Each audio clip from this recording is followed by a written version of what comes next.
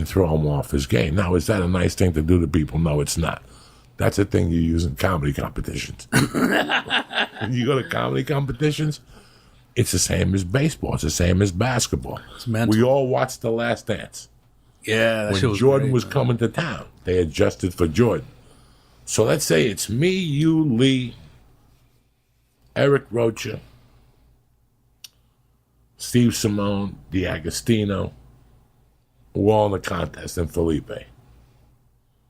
Me, you, and Lee get together, and DiAgostino will like, listen, I don't know what's going to happen here, but we're not letting Felipe win. We're going to do everything in our world. We're going to light his dressing room on fire. It's going to be one disaster. I don't know. If they order a sandwich, we're going to put a rock in his sandwich. So when he bites into his 2 chips, we're going to push him right over the fucking top. We're going to put fucking itchy powder in his shoes. We're going to do everything he can. The hotel he's at is getting 3 fucking bomb alerts.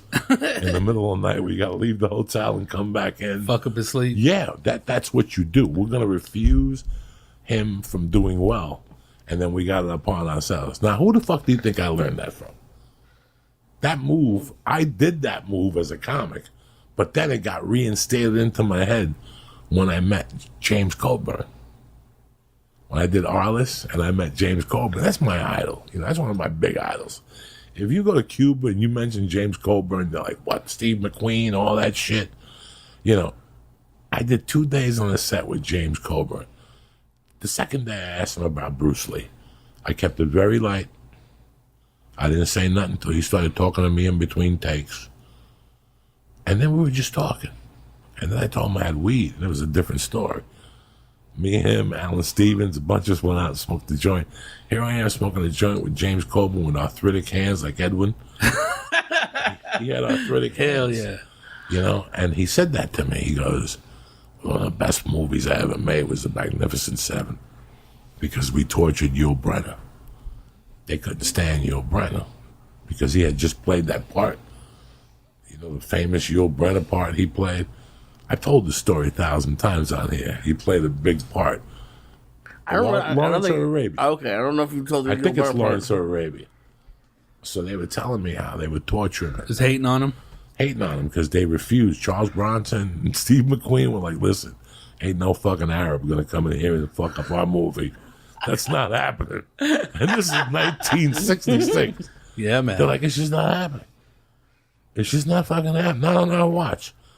So that shit was American to the core back then. It was so funny because I was just thinking about this because they said the Formosa is open again.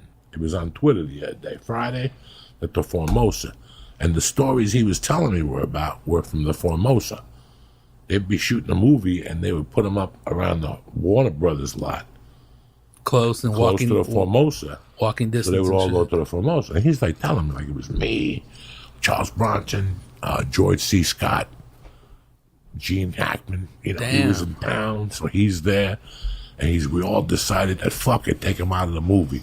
So every night they would call Yul Brynner's hotel room, fuck you, and hang up on him and shit, and knock on his door and fucking, pull the fire alarm. Just all the shit they did to knock Yul Brynner off his game. But if you're doing that, then you're too busy because you're tired. Yeah, man. You're thinking too. You know what I'm saying? It's taking energy to do that shit. It's taking energy to do that shit. And the more evil that shit is, the more energy it takes. It's power, bro.